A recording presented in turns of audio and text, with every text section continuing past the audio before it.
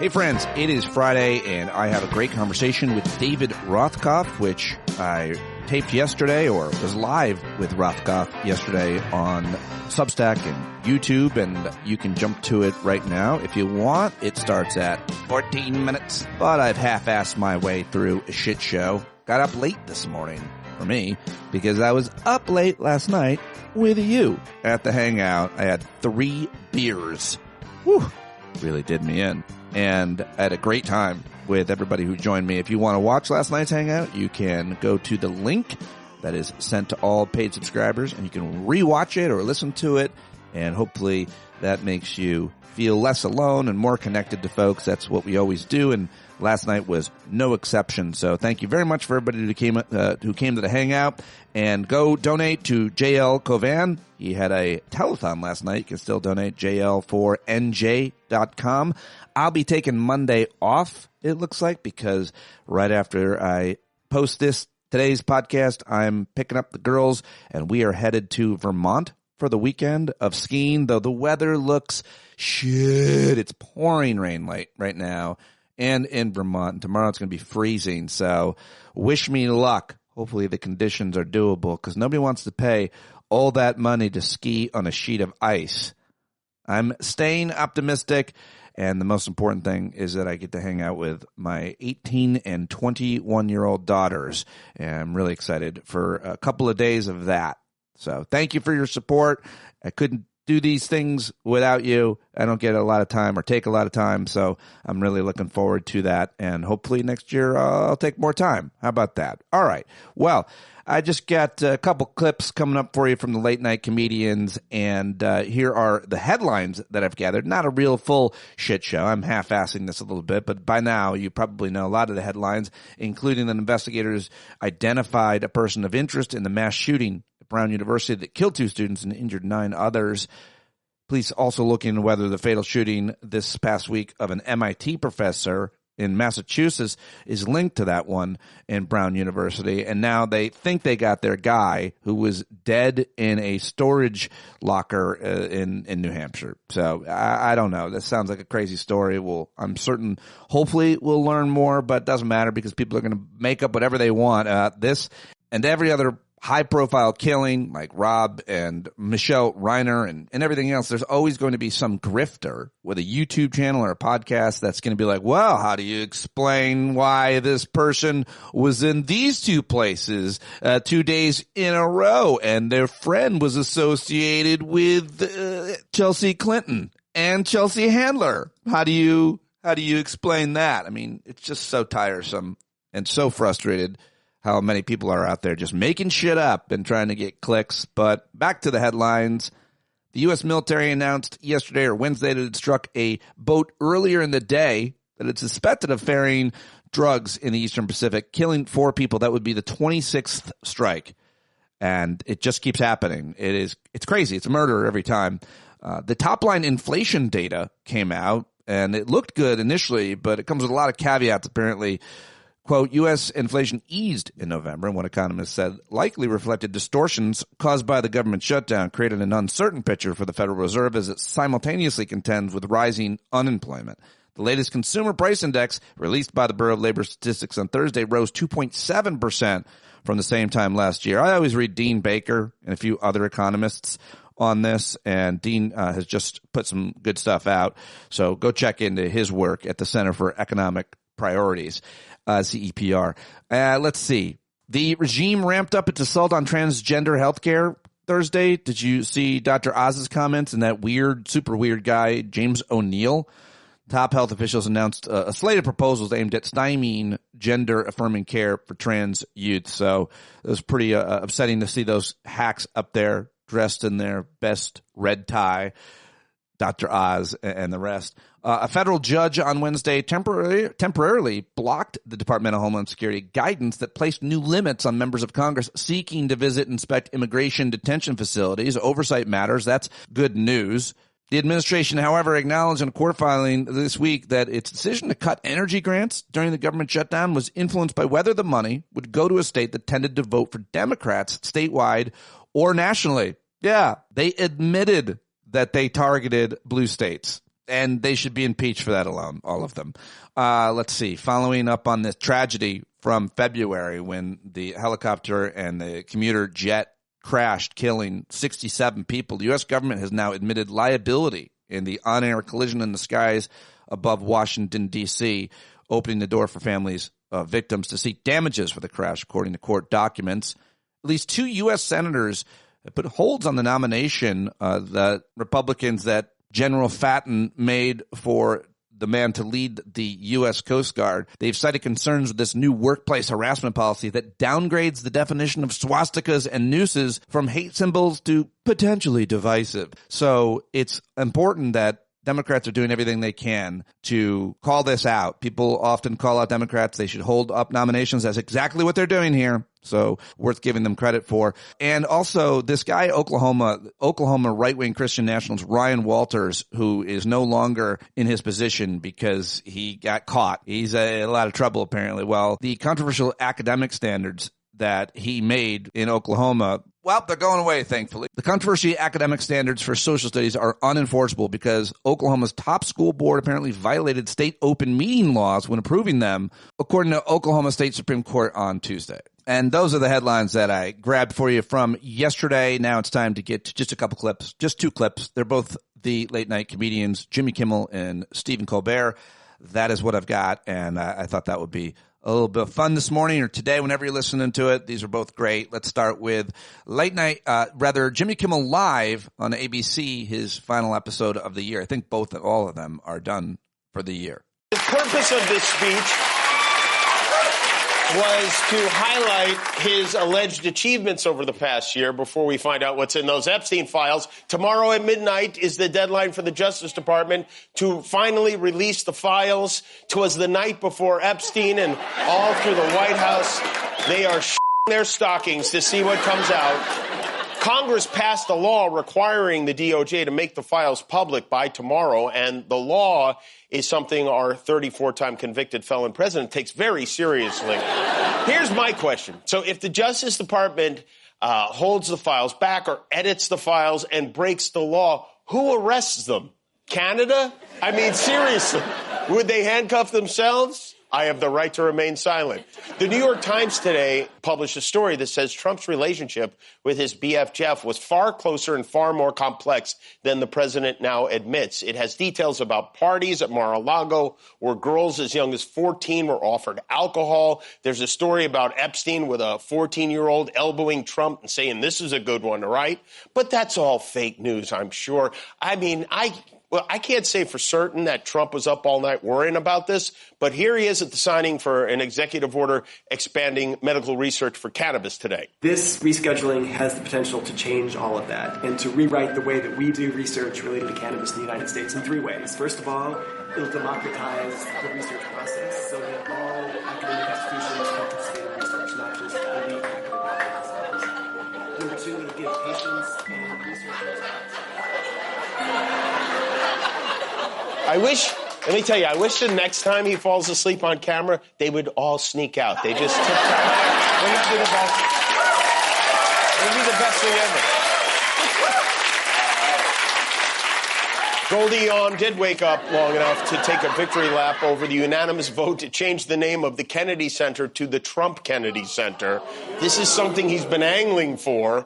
Trump said he was surprised and honored by this unanimous vote from the distinguished board. What he did not mention is that he appointed every member of the distinguished board and made himself chairman, and now he's putting his name on the building. A spokesperson for the center said the unanimous vote recognizes that the current chairman saved the institution from financial ruin and physical destruction. Again, not mentioning the chairman was the one threatening to destroy the building. He saved it from himself and is now... His name is going to be on it. And as for that claim about financial ruin, since he took the reins at the Kennedy Center, ticket sales and subscriptions have plummeted. Everything is a lie. Everything. JFK's nephew, Joseph Kennedy III, is upset. He said the Kennedy Center is a living memorial to a fallen president and named for President Kennedy by federal law. Can no sooner be renamed than can someone rename the Lincoln Memorial, to which Trump responded, that's a good idea.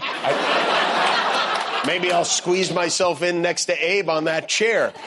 He wants his name on everything. Why stop there? Why not just rename the whole town? Washington, D.T. There, you got it. It's yours. All right, that was Jimmy Kimmel last night. Now let's head over to CBS with Stephen Colbert, who had plenty to say about the speech that bragger Vance gave on Wednesday night. It seems like even Trump might have felt uncertain about his performance because after he finished his speech, he turned to the press and said, "You think that's easy? Giving that speech? Yeah, I do." Watching it, on the other hand, then Trump asked his chief of staff, you're very kind. Then Trump asked his chief of staff, Susie Wiles, how he had done, and she said, "I told you 20 minutes, and you were 20 minutes on the dot." What a glowing review. It's like asking your parents, "What'd you think of my flute solo?" "Well, I know I'm your dad, but I thought it was exactly 3 minutes and 14 seconds. Even people in MAGA world thought it was a bad speech. One Trump supporter posted, "He seems panicked. I've never seen him like this, and I have attended 42 of his rallies." Move over, Hemingway. We have a new saddest story ever. For sale, baby shoes. I've been to 42 Trump rallies. Now, one big-time MAGA podcaster said of the speech, the charisma was gone. The aura was gone. The swagger was gone. Yeah, but he still has the Riz. In fact, rumor has it he wears absorbent undergarments for when he rizzes himself. Gotcha, I beat you to it. Thank you. To make everyone forget how bad last night was, he did something worse today. Just before taping, we learned that Trump's hand-picked Kennedy Center board voted to rename the Kennedy Center to the Trump Kennedy Center.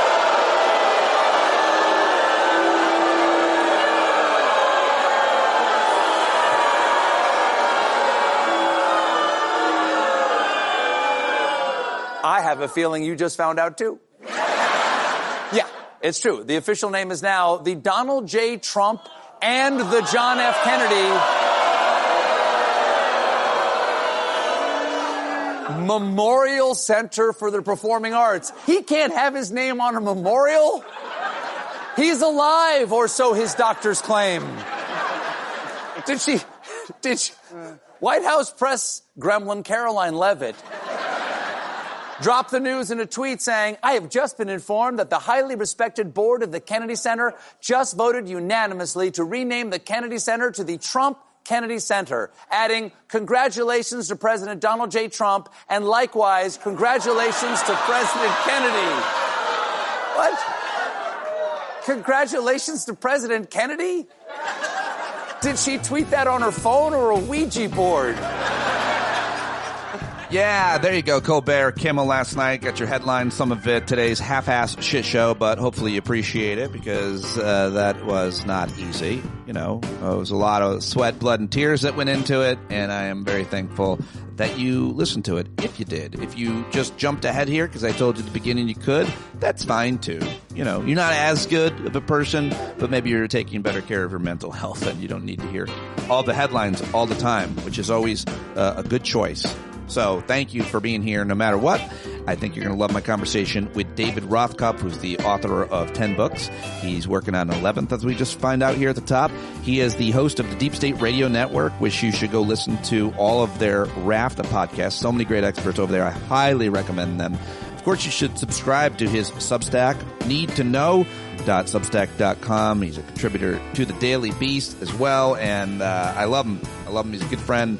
We had a great conversation yesterday. I had some technical difficulties when I first went live, and then we just restarted a few minutes later. He was very patient, very kind, smart and funny, as always. We have such great chemistry. I think that's what people always tell us, so I'm going to stop talking and let you decide. It's time to be Rothkopfed.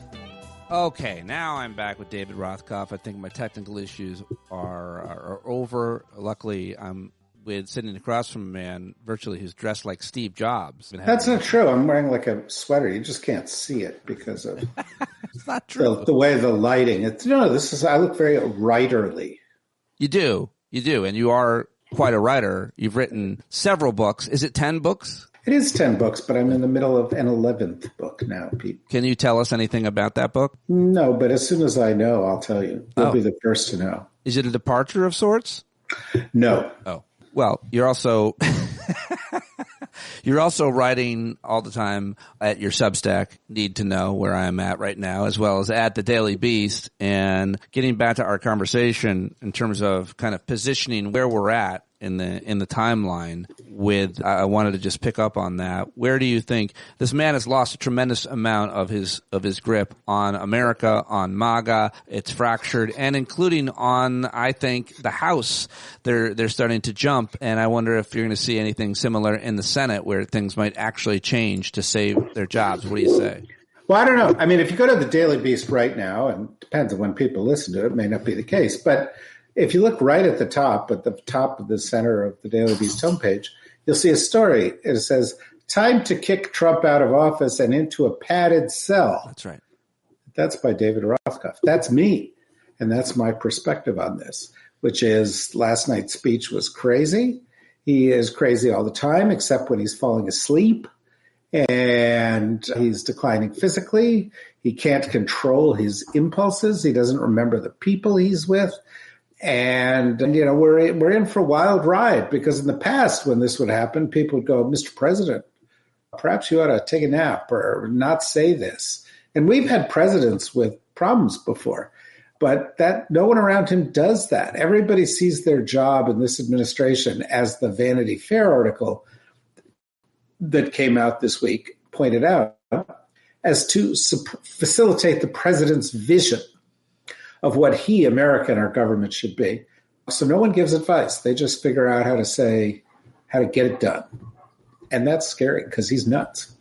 He's nuts. You say he should be in a padded cell. How worried are you that he could unilaterally do anything terrible, like launch a nuclear missile, or I don't know, what else could be? Well, but look, I mean, send troops into American cities, drag away innocent American citizens, send them to foreign prisons without due process? That would be bad.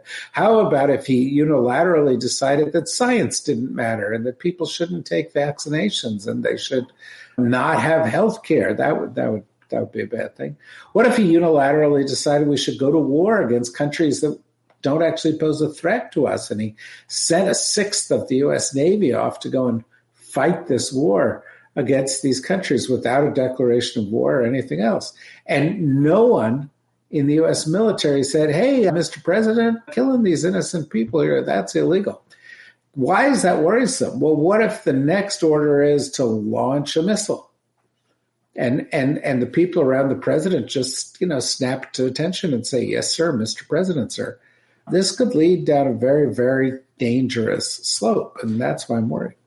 In Trump 1, the story was there were a lot of people that would stand up to him and not carry out his orders, or people around him that said, "We can't do that, that's illegal." We haven't seen that yet. When do you think we see somebody in his cabinet stand up to him the way that they did in Trump 1? Are we anywhere close to that? No. I think because we saw it in Trump 1, he's gone out of his way to make sure that he's got a bunch of spineless, slavering sycophants surrounding him, people who do not do that. And, this Susie Wiles interview again in Vanity Fair made that clear. And, I don't think it's going to happen. And look, you look up in Congress, there's very few people who are standing up to him. I mean, there's Thomas Massie and there's Marjorie Taylor Greene, and who knows, there may be Nancy Mace next week, although she's also, belongs in the nut house. But there aren't many people in the Republican Party or in the administration who will challenge him. Even some courts, like our Supreme Court, seem to only want to empower him. And so the worse he gets, the more dangerous it becomes until something gives. And I think it's going to take next year's election for that to happen. People are going to all of a sudden see the Democrats controlling one or both houses of Congress, and they're not going to go along with this. And frankly, that's going to be because the American people are scared. They just don't want prices to go up, the environment to get despoiled, our allies to be alienated, our enemies to be coddled, life to become much more worse and dangerous. Talk to me about, you mentioned the 6th of the U.S. Naval Fleet now down off the coast of Venezuela. Yesterday, he announced a blockade. Everybody knows about these targeted assassinations. Tell me more about what the argument that they're making about this is. It's just so weird. This is so strange because I covered the Iraq War. I paid attention to the run up to it. We talked about it every day. It was much, I don't know, the idea that they have made several different arguments, and yesterday he said that's our oil. That reminds me, I think, of what happened in Iran, not Iraq, where they nationalized the oil, took it from the oil companies, and then they overthrowed the guy. I mean, like, there's hallmarks of America's foreign folly past in several different places in the Middle East. I feel like with Venezuela, and the leaders themselves don't be on the same page, from Rubio to Hegseth to Trump to the vice president, on why we're there or what the issue is vis-a-vis Venezuela. Well, it does. It certainly seems like somebody bought a book that said, lessons of U.S. foreign policy, how not to conduct foreign policy. And they're doing all the things that we've done wrong. Meddling in the affairs of other countries in this hemisphere, launching wars over oil, launching wars to support oil companies, violating international law, trying to do regime change. Everything that we've done that didn't work in the past, they're trying to do here. And, look at the Iraq War. What they tried to do at the beginning of the Iraq War, because there was no real justification for going to war with Iraq, was they did rationale shopping, where each week in the news they would say, well, we're doing this because terrorists are there and they're close to Al-Qaeda, and that didn't work. And then it was, well, we're doing this because Saddam Hussein's a bad guy, and that didn't work. And then we're doing this because Israel wants us to, no, that didn't work. And finally they got to, we're doing this because of weapons of mass destruction. People went, oh, well, that's a serious problem. And so that became our rationale. And in this case, none of the rationales worked because Venezuela doesn't pose a threat. And when they said they're doing it because of narco-terrorism, well, that's not really a thing. There aren't narco-terrorists. And when you said, well, we're doing it because these boats, well, the boats are little boats, and they couldn't get halfway to the United States, much less all the way. And frankly, Venezuela is not a big drug exporter, and the drugs they do export go to Europe, not to the United States. That didn't really work. Yeah. And, so they scraped down deeper and deeper. And finally, yesterday, Trump is like, well, we want the land and oil and assets they stole for us. And over the years, Venezuela has nationalized some U.S. assets, Exxon assets, ConocoPhillips assets, AES assets, General Motors assets. And I think Trump says, well, that's ours, meaning mine, his, and we can go in and get it. But, he kind of covets oil. He covets rare earths. He thinks the U.S. should be in a position to impose its will on its neighbors the way Russia's trying to do. And he reflected that in the national security strategy that came out a couple of weeks ago. And he's reflecting it in the way he treats Russia, which is to say, yeah, go have at it. And he's reflecting it in the way that he's not just treating Venezuela. He said, we're going to invade Greenland. We're going to invade Canada. We're going to invade Panama. And he's only been in office 10 months, and he's threatened to invade 4 different places in this hemisphere. I just don't know how that can be sustained with the kind of, whether it be the Defense Department. I don't know. I guess I thought differently to some extent. I guess I was naive. What do I know about the inner workings of the Defense Department or the blob, the foreign policy groups and think tanks around Washington, D.C., and what influence they had or didn't have on the most important decisions being made by the government, by the president, by the State Department. It seems that it's all pretty culty, and the decisions made at the State Department, it seems like that's now. Usually presidents respect process. They want other opinions. Right. They seek expert views.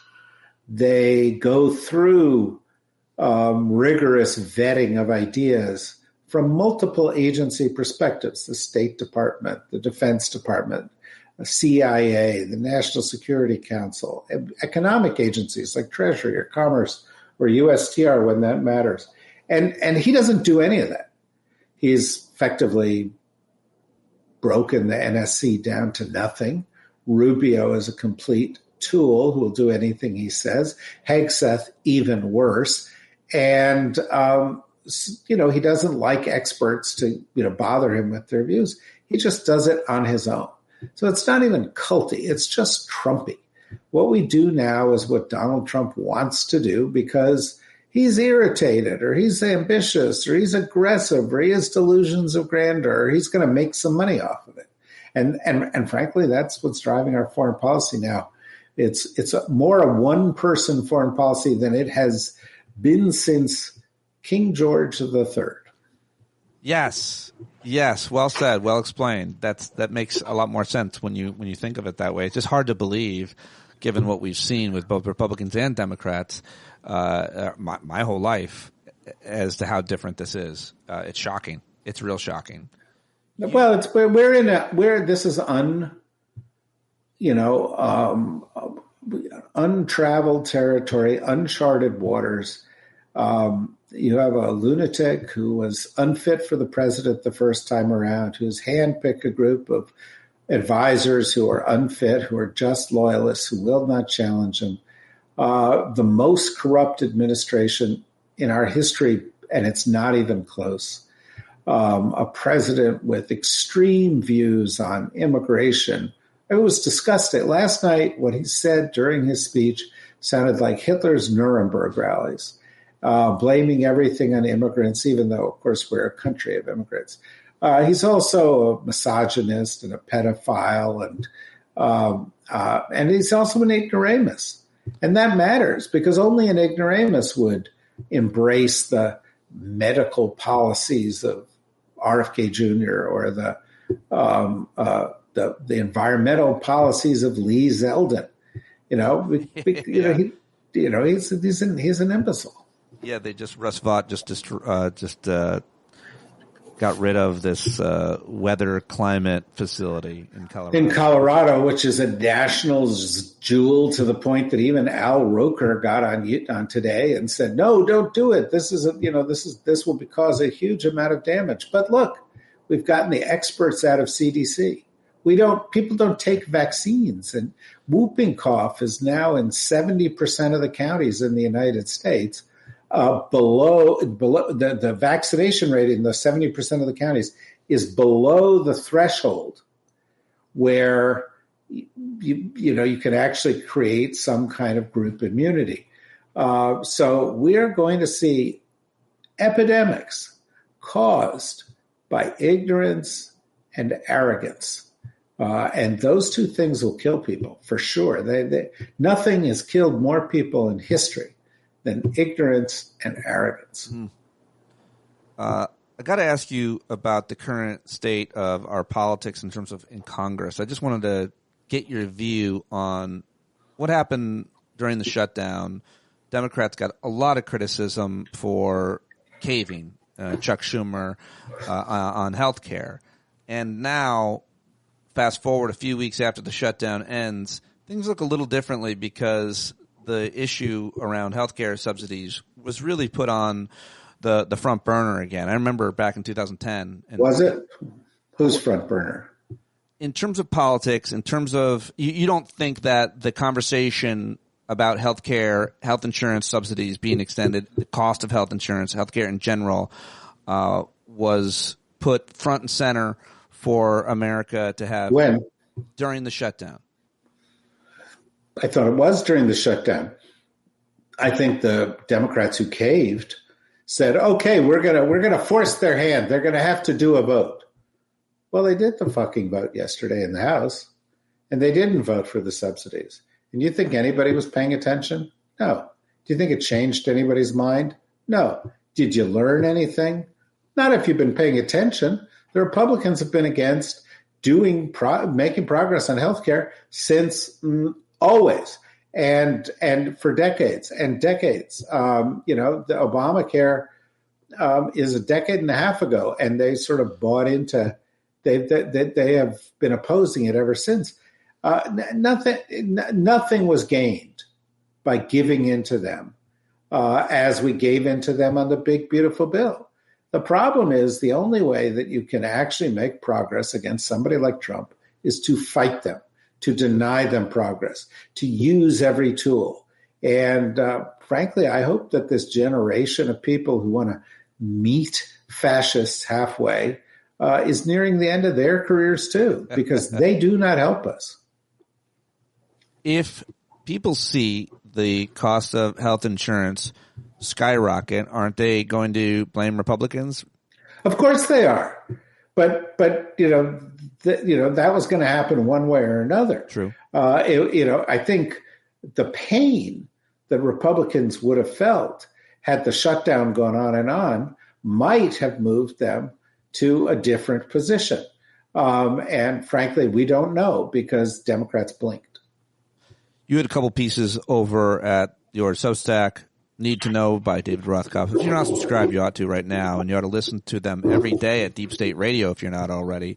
One is titled, How to Stop the Descent into Madness. The next day you wrote, the day before that you wrote, We have descended into utter madness. The next day you wrote, How to Stop the Descent into Utter Madness. Describe the madness. Help me understand what you mean with where we're at right now. Well, it's all the things we've been talking about here. You have an unqualified, unfit president who doesn't have the interests of the American people at heart, who is focused primarily on stealing where he can steal and aggrandizing himself when he can aggrandize himself, and who has filled the administration with a bunch of people who are, white Christian nationalists, white supremacists, ethno-nationalists, use any terminology you might, anti-science, anti-vax, anti-knowledge, anti-truth. And the result is that we have health policies that are killing people. We have environmental policies that are destroying the environment. We have national security policies that are making the world more dangerous. We have education policies that are undermining our educational system in a wholesale kind of a way. We have tax policies that are stealing from everybody in order to give more to the people who don't need it. Every single policy we have is not, arguably, different from the policy you might embrace, or, 5 degrees off of what the Democrats might do, or 90 degrees. Every single policy is the worst possible policy we could have. That's madness. That's madness. And the president doesn't care. He cares more that he is perceived as having the power to do whatever he wants. And I think one of the perverse ways he gets pleasure is he says, well, everybody's against this, but I can make it happen. And that means that I'm powerful. And this is, some kind of strange form of pathology that we are all working in an experiment to cure. And it's weakening America. It's weakening our economy. People are losing jobs. People are losing their lives. The country could conceivably take decades and decades to recover from it. That's madness. And so what I tried to do then in the next piece, which is the Substack's called Need to Know, and people can go and they can read the piece, is list some things that we need to do in order to fight back, stop these people, get rid of these people, hold these people accountable, and start to fix things. It's a great list. Everybody really should go read it. There's this long bullet-pointed list that you wrote, which I think everybody should share. I hope this was widely shared, but a lot of times people are very inspired by your writing and they share it with others. But this is a very long list. I'm still scrolling through this list of things you can actually do. Well, I just cut and paste the whole thing. I just repeat over and over. No, it's the list is, what I came up with at that time. I'm sure there are other ideas. And in fact, in the section, I say, if you have other ideas, add them to the comments so that we could all get together and focus on it. And I'm about to do another couple of posts about, the political consequences. Because frankly, I just or the political response that we need. Because frankly, I'm discouraged by what I'm seeing from a lot of people who should be leading the opposition, who are muted, who are bending the knee, who are trying to compromise. I know your own personal hero, John Fetterman, is an example of this. My own personal hero, aside from John Fetterman, and I don't like when you talk bad about him, it's like hearing my father be criticized. But no, I understand. My own personal hero, someone... The resemblance is incredible. I get that a lot when I'm walking down the street. People think I look... In your cut-off sweatpants shorts. People are like, is that Frankenstein, John Fetterman, or Pete Dominic? We all look alike. Exactly. No, I find Alexandria Ocasio-Cortez to be probably the most influential, effective leader in the elected Democratic Party. She is. And she for sure is. And she's the best. And the people who say, oh, she couldn't win in America. There was just a poll yesterday, head-to-head poll with J.D. Vance where she beat him 51-49. And I liked, and she saw the thing and then she put on her social media, she posted it with the one word comment, boop. And then somebody interviewed her on video yesterday, and she said, I would stomp him, which I just find, what that says to me is she gets how media works today and the way Mamdani got how media works today. Yes, I was just going to say, to me, she's the obvious choice to run for president. I'm just going to say it. Like, she's... Look, I'm with you, Pete, and I keep getting people, oh, no, she wouldn't win in red states. Guys, stop using the old language. Stop talking about left and right. It doesn't mean anything anymore. Stop talking about red and blue. Start talking about that in the next election, 2028, the majority of voters will be born after 1990. That means they will be millennials and they will be Zoomers. Many of them have not voted, or many of them have been alienated by the system. They are the future. And when you look at what they believe, it's what AOC believes, or it's what Mamdani believes, or it's what Michelle Wu in Boston believes, or the new mayor of Seattle believes. It's a new movement. And the answer for Democrats is not to cave, go halfway, figure out what percentage of fascism we can live with, what percentage of vulture capitalism we have to live with. That's what has alienated those younger voters from voting. Instead, you have got to go out and talk about what you actually believe in and say, I will fight back against Trump. I will hold Trump accountable. Some of these people are going to go to jail, but we have to build the future of America. And that means a fairer tax system. Yeah. It means taking care of our environment. It means investing in education. It means healthcare that everybody can afford. It means not using the old labels that scare us away from things when the Republicans say, oh, that's socialist, and start saying, what is in the best interest of the people of the country? And that is a different formula. And, I think it's time that, AOC gets it. And there are plenty of other, people out there. But the ones I just can't stand are the Gavin Newsoms who cynically go, oh, well, don't pick on the billionaires. We need the billionaires, who are therefore going to go and dance to their tune in order to get their money. Or the Chuck Schumers who are like, oh, no, I've got this. I've got a strategic plan, and we'll cave now, but later we'll cave less. And then finally, after we cave less, we'll cave even less. And then after 20 years of caving, we might stop caving, and then we'll just give in. It's just it's enough. I'm a boomer. Enough with the boomers. Enough. Turn the page. I fully agree with that. And I absolutely think that given what Mamdani did in New York, so much of it had to do with his charisma and his fight. And just speaking truth, what he believed, who he was, via the media that people actually use. There's a thing about AOC that I find so unique.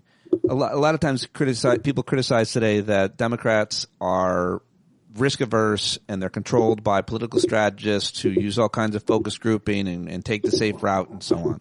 AOC goes on Instagram while she's knitting and explains economic policy and takes on every question from people that are asking face to face, one on one, directly to people without worrying about what she says too much. It's very easy for her. And it's really good. It's what Mamdani did. And frankly, there are other Democrats who people call more moderate who are pretty good at it themselves. But you know what it's about? It's about authenticity. The kind of media that we're engaged in now, you can't do what, forgive me, Hillary Clinton did or Kamala Harris did a little bit, or Joe Biden did, or, a lot of these people do. And that is try to figure out the right answer. You can't do that. And that's, by the way, if Kamala Harris ends up being the candidate, I'll support her. Sure. I thought Hillary Clinton was a good candidate, but I think they were impeded by looking like they were triangulating, by trying to be, doing what they did in school, which is what is the answer the teacher wants? These are supposed to be leaders. We are trying to figure out what they actually believe. And new media is much less forgiving than old media at that. You see it, and that's a good thing. I also think that Alexandria Ocasio-Cortez and Bernie Sanders are good friends for a reason. They very much have similar ideas. I think Bernie's problem was always kind of the vessel that he was in, his personality, his delivery, his quirkiness. And also his generation. I mean, it was a different generation. But, and again, all credit to Bernie Sanders, by the way. I was never a fan until quite recently. And then I start realizing how courageous the guy is. In the United States, people don't believe in free markets because it's the economic policy of choice. It's a fucking religion. You can't say anything about capitalism in the United States without people going, oh, so you're a communist? Right. So you support, the People's Republic of China? Right.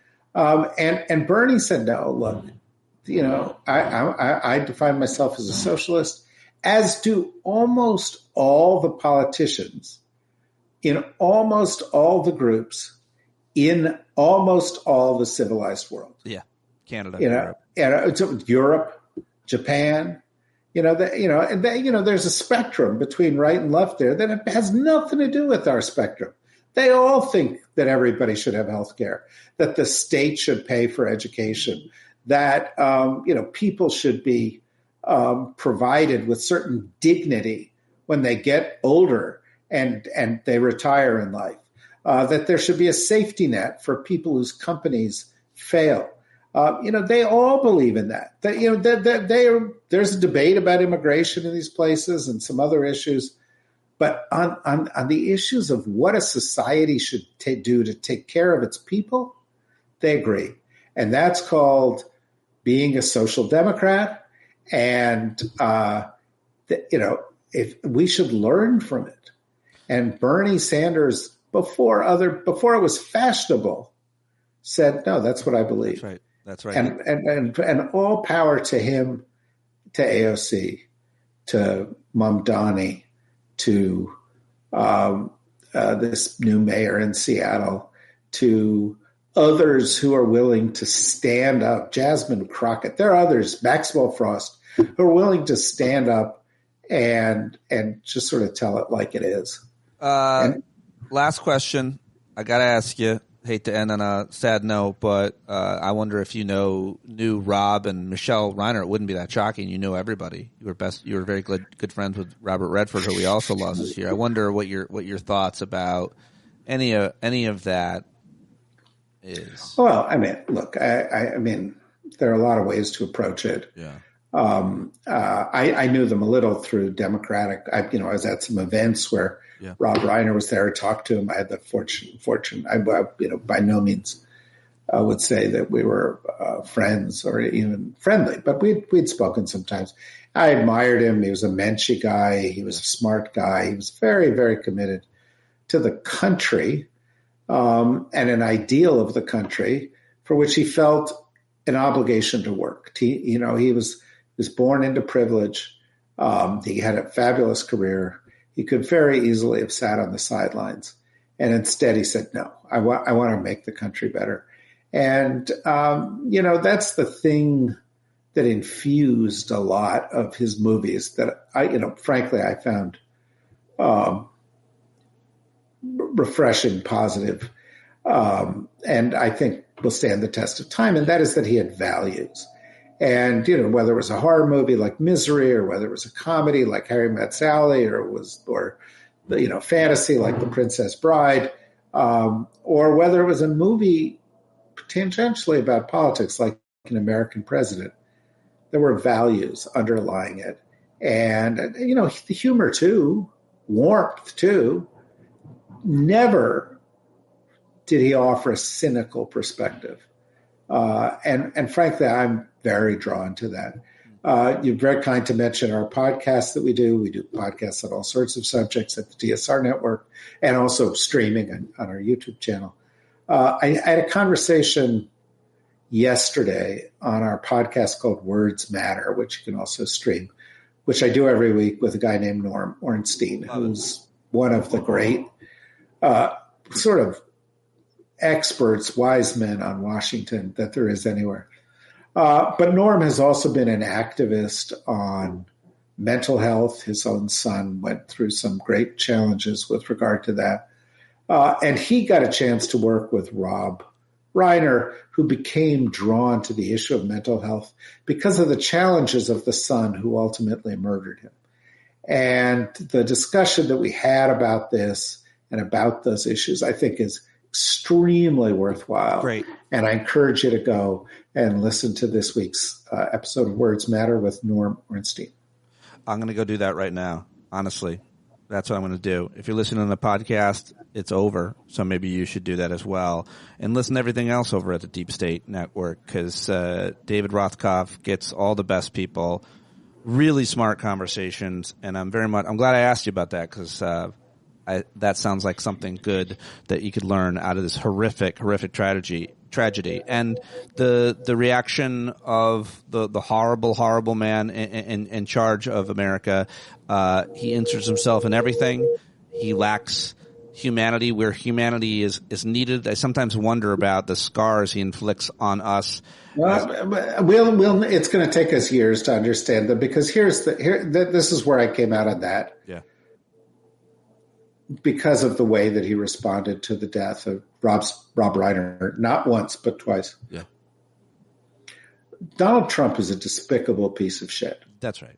In fact, out of 340 million Americans, it may well be that the most despicable piece of shit in our country got elected president. Twice, yeah. And we've got to ask ourselves, how is it that the job that we should be looking for the best among us, we put not just a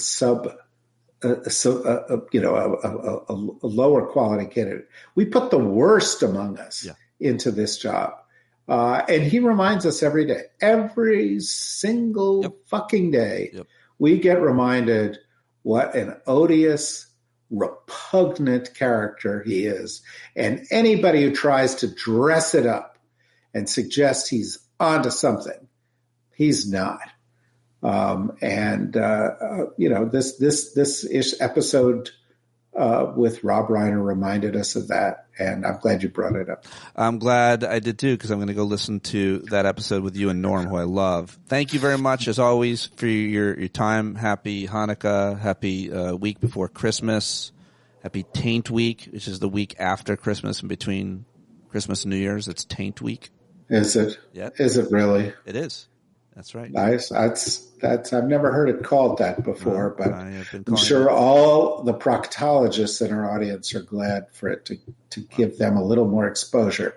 Thank you, and same to you, and same to everybody who's listening.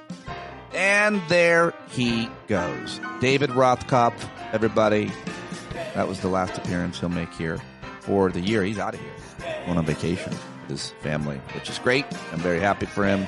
I'm very happy for you if you are planning something special for Christmas and Taint Week. Not sure what I'm doing. Don't really have any concrete plans right now, but I reserve the right to be spontaneous AF. That's how I roll, you know. But that's all I've got for you today, and I hope that you listen to my conversation with Rod and Karen from The Black Guy Who Tips. I'm going to also post that for today, for the weekend. They are going to be with us in Las Vegas at PodJam 3 in April 9th. Get your tickets now, along with JL Covan and hopefully more of our favorite guests. Looking forward to it. That's all I've got. That's it. I'm going to press stop now. I appreciate all of your support. Patreon.com/Pete Dominic. Thank you for being here. Thank you for being you. And thank you for all of your kind words to me and thoughts and actions throughout the year. I guess I'm recapping the year here at the end when I said I was going to set stop. Okay, johncarroll.org, everybody. Here he goes.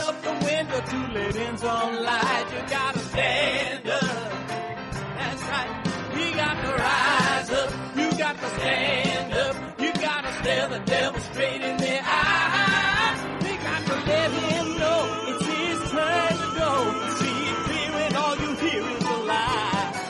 Don't get up off of your butt, get down off of your fence. Even if it ain't a very friendly audience, well, they'll begin to listen when you start making sense. And you stand up, stand up. No need to point your rifle to defend your town. Just stand up. Can't deny you what you're laying down. Oh, you better stand up. Stand up. Show your face of every color, yellow, black, red, and brown. She's the place where every lost child will finally be found. There's only one thing to do before we stand our ground, and that's stand up. Stand up. Well, the founding fathers saw a land for all. They had to stand up. They had to stand up. They had a keen imagination for a crystal ball, drawing all the plans of stand up. But all they had to go on was the time they were in, with other causes for laws, and since they weren't even sin, they knew that change was gonna come before the change would begin. They had to stand up. All right, they had to stand up. We got to stand up. We got to look the devil square in the eye. We gotta let him know it's his time to go, and make it clear when all we hear is a lie. Why you lying awake wondering where the money all went? It'll be the cost of freedom never go unspent. You can see him flee the scene of that experiment if you stand up. Alright, we got to speak up, we got to reach up, and raise your voice in every way you know how. Don't be toes up, you got to show up. Ain't no better time to do it but now. No need to pledge allegiance to no wanton tribe. Rise up, show obedience to the voice inside, and listen well and it'll tell you not to run and hide. It says stand up. Stand up. Got to stand up. Ooh, come on, just stand up. Everybody got to stand up in the darkest hour. Stand up. People got the power. Stand up. Come on, come on, come on. Come on, come on, come on. Come on, come on, come on. Stand